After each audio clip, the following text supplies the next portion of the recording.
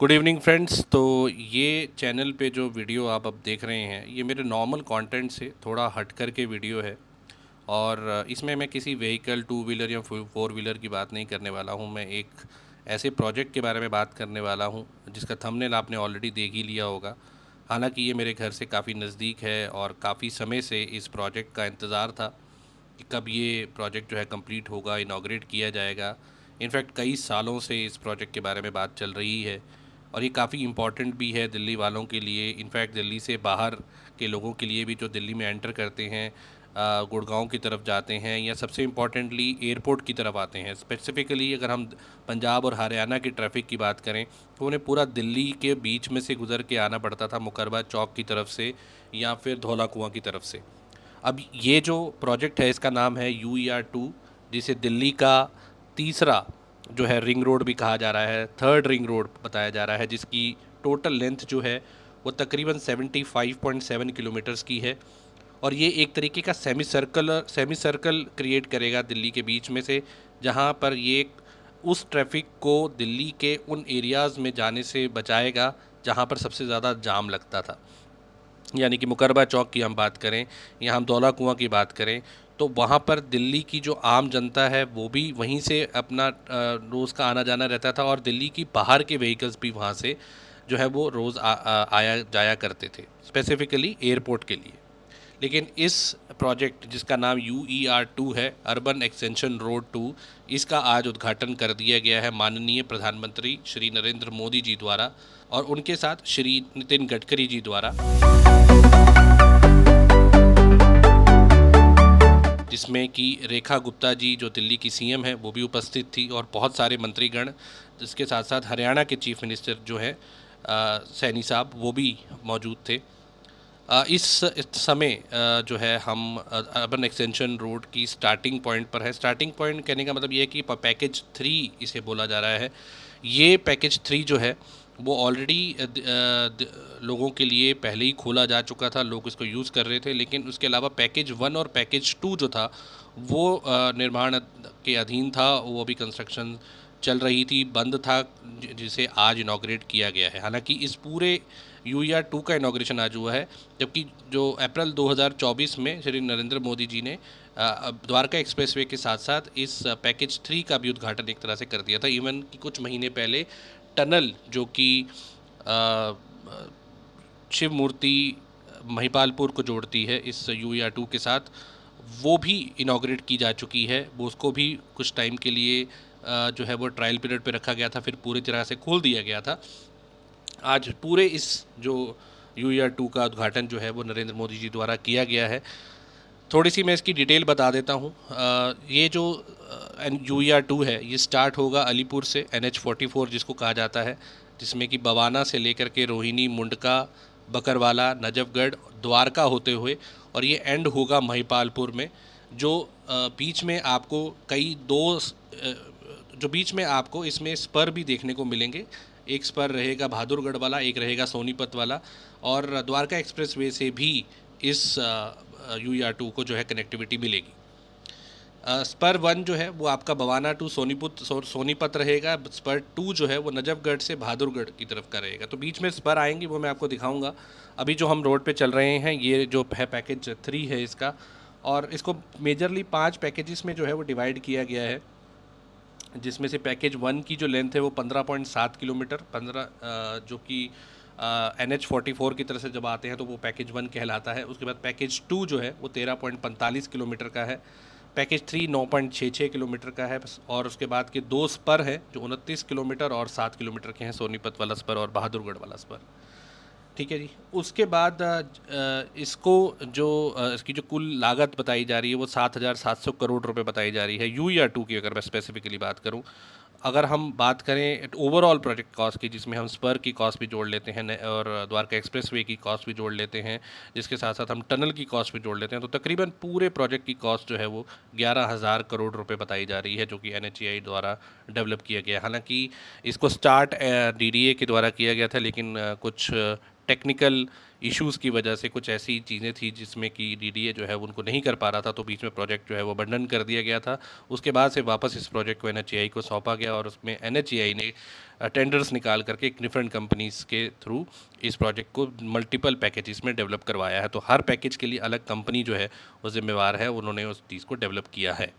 लेकिन इसमें मैं कहना चाहूँगा कि एनएचएआई ने काफ़ी अच्छा काम किया है और थोड़ा डिले ज़रूर रहा है ये प्रोजेक्ट, लेकिन जब कोई चीज़ आपको कंप्लीट अच्छी तरीके से हो करके मिलती है तो फिर वो डिले जो है वो वहाँ पर उतना मायने नहीं रखता। वापस आते हैं अपनी UER 2 की तरफ। यहाँ पर मैं थोड़ा सा इसको जो है स्पीड से करता हूँ, फिर हम वहाँ पर आपको मिलते हैं जहाँ पर एक्चुअली में आज पैकेज 2 की स्टार्टिंग हुई है। अभी जो है ये पैकेज 3 है और जब पैकेज 2 की जहाँ पर स्टार्ट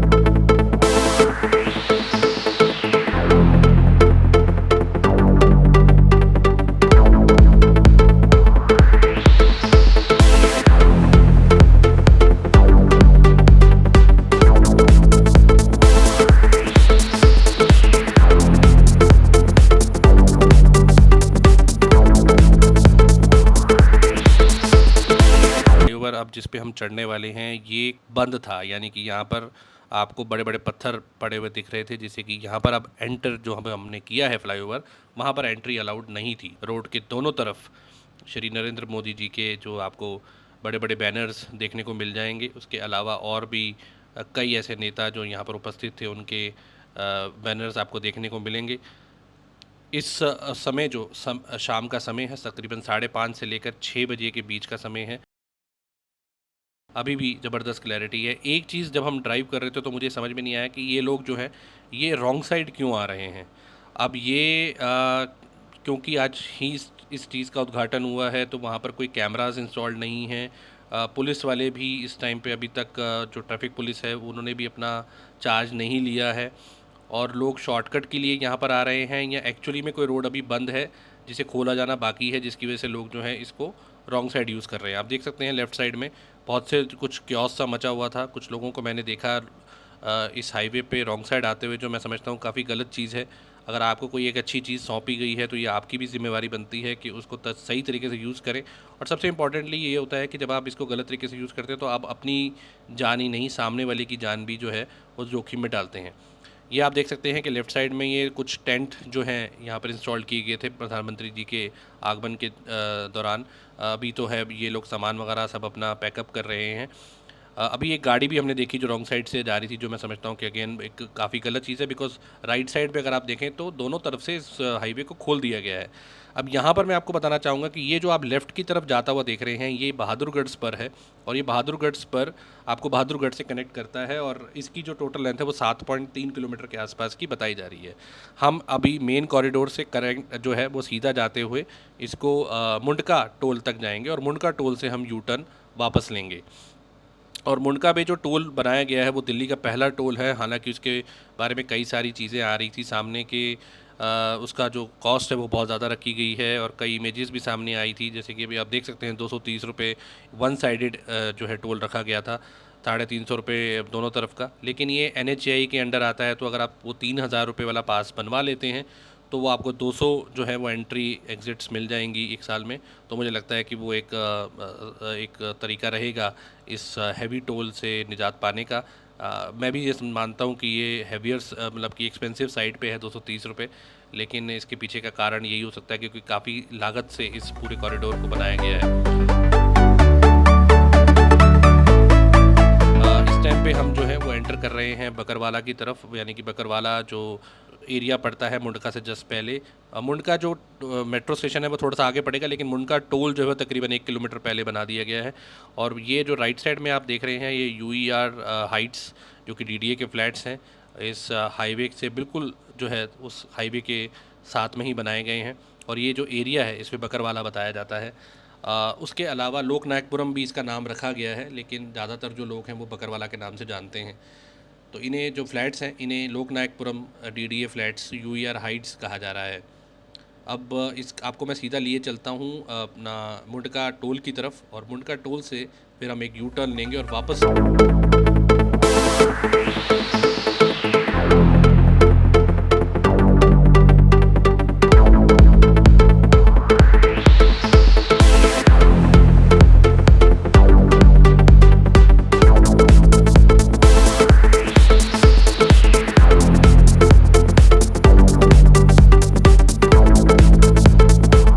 क्या किया जाए, तो मुझे ध्यान आया कि हो सकता है आगे भी एक कट हो, नहीं तो फिर ऑब्वियसली हम फ्लाईओवर चढ़ेंगे और फिर थोड़ा सा लंबा यू टर्न लेकर के आएंगे। लेकिन किस्मत अच्छी थी कि क्योंकि अभी ये टोल भी स्टार्ट नहीं हुआ है और उसके अलावा बीच में कट भी दिया गया था जहाँ से हमने जो है इसे आराम से यू टर्न ले लिया। लेफ़्ट साइड में आप देख सकते हैं कि कुछ टेंट्स वगैरह हैं और आज यहीं पर ही सुबह मोदी जी ने अपना भाषण वगैरह दिया है, लोगों से मुलाकात की है। जो इमेज आप अभी देख रहे हैं और वो वहाँ पर लोगों का उन्होंने अभिवादन।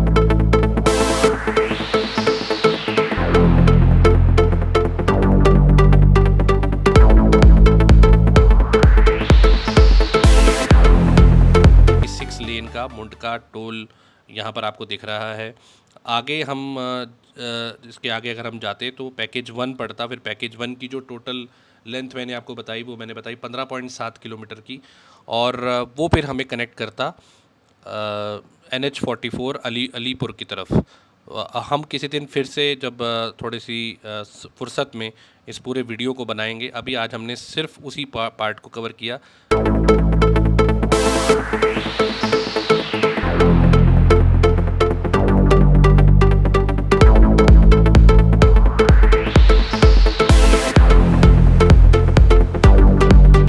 और पूरा हम शिव मूर्ति महिपालपुर तक एंड करेंगे। पूरा टाइम कितना लगता है, कितना डिस्टेंस है, वो सारा आपके साथ शेयर करेंगे। अगर इस वीडियो पे अच्छा रिस्पांस हमें मिलता है तो हम वापस उसी यूया 2 की जो है हाईवे पे चढ़ चुके हैं। और आप देख सकते हैं कि लेफ़्ट साइड में वही यूयर हाइट्स के फ्लैट्स जो हैं DDA के, वो आपको दिख रहे हैं। और अंधेरा होने वाला है, अभी लाइट्स नहीं जली हैं, मे बी बिकॉज के थोड़ा अंधेरा और हो जाए तो लाइट्स प्रॉपरली जल जाएंगी। लाइट्स इंस्टॉल्ड हो चुकी हैं। हमने पीछे हमारे सामने क्लिप्स भी आई थी जिसमें टेस्टिंग चल रही थी लाइट्स की, तो प्रॉपरली सारी लाइट्स जो तरीके से अच्छे से चल रही हैं।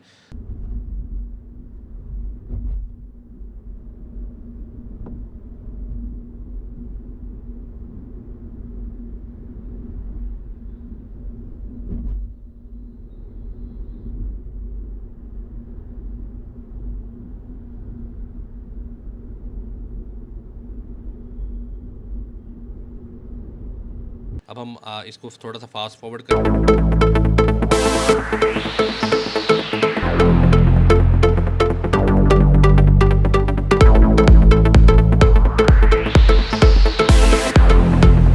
से होते हुए ऊपर से राइट साइड की तरफ जा रहा है। और ये अगेन जो NH44 अलीपुर से ट्रैफिक आएगा, उसे अगर बहादुरगढ़ स्पर की तरफ जाना है तो वो बहादुरगढ़ स्पर जो है लेफ़्ट लेके ऊपर से होता हुआ बहादुरगढ़ की तरफ चला जाएगा। लेकिन अगर आप सीधा द्वारका या नजफगढ़ या फिर IGI एयरपोर्ट या गुड़गांव की तरफ जाना चाहते हैं तो आप नीचे से होते हुए इस मेन कॉरिडोर की मदद से सीधा जाते जाएंगे और आप जो है अपने निर्धारित स्थान तक पहुंच जाएंगे। ठीक है, अब आप देख सकते हैं कि आगे जो है वो स्ट्रीट लाइट जल चुकी है। यहाँ की स्ट्रीट लाइट अभी ऑन नहीं की गई है, लेकिन आगे की स्ट्रीट लाइट जल चुकी है। कुछ इस तरह से अभी पूरा अंधेरा भी नहीं हुआ है, लेकिन लाइट्स जलती हुई कितनी अच्छी लग रही हैं। 3 लेन का जो ये हाईवे है, यानी कि टोटल 6 लेन का ये हाईवे है और 3 लेन ईच साइड, वहाँ पर इस टाइम जो है हम आगे बढ़ रहे हैं। फिर से वापस मैं इसको फास्ट फॉरवर्ड करता हूँ क्योंकि ये वही रोड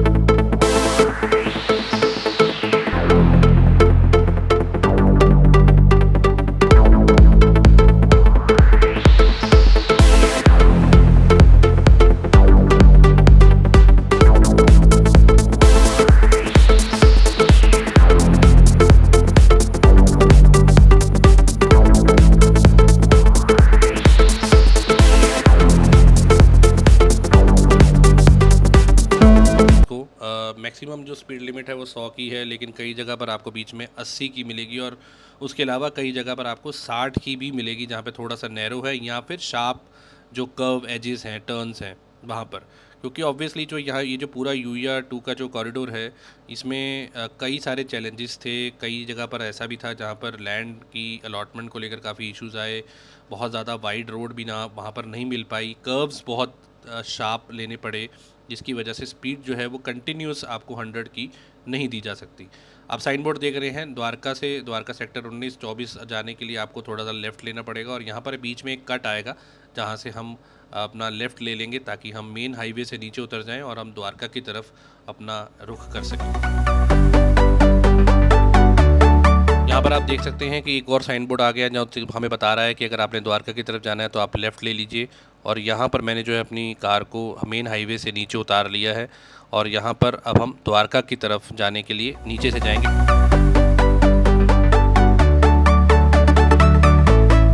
आईजीआई एयरपोर्ट या फिर गुरुग्राम जाने के लिए इस हाईवे को सीधा जा सकते हैं। अब देख सकते हैं कि एक और साइन बोर्ड जो बता रहा है कि लेफ़्ट में आपको यशोभूमि पड़ेगा। ये एंट्री पॉइंट है, अगर कोई नीचे से आ रहा है उसे हाईवे पे चढ़ना है तो वो यहाँ से एंट्री ले सकता है, लेकिन एग्ज़िट यहाँ से प्लीज़ ना लीजिएगा, क्योंकि मैंने कई लोगों को देखा है कि एग्ज़िट पॉइंट पीछे मिस कर जाते हैं और ये कट देख करके वापस आने शुरू हो जाते हैं, जो कि काफ़ी डेंजरस रहता है। साइन बोर्ड्स आपको जगह जगह देखने को मिलेंगे। यहाँ पर भी आपको 80 की लिमिट है। द्वारका यशोभूमि बिल्कुल सीधा पड़ेगा और नीचे हम उतर गए हैं इसलिए क्योंकि अगर आप ऊपर से जाएंगे तो आप यशोभूमि नहीं पहुंच पाएंगे, यशोभूमि को ऊपर से ही क्रॉस कर जाएंगे।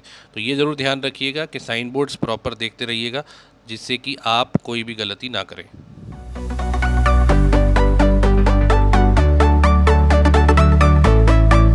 फाइनली हम अपनी मंजिल पे पहुंच गए हैं जहां से हमने स्टार्ट किया था, यानी कि इस टाइम हम धूल सिरस चौक पे हैं और यहां से हम लेफ़्ट लेकर के अपने अपने टारगेट जो डेस्टिनेशन है उसकी तरफ बढ़ रहे हैं। सामने सेक्टर 19B के आपको डीडीए के फ्लैट्स देखने को मिल जाएंगे और लेफ़्ट साइड में गोल्फ कोर्स रोड रहेगा।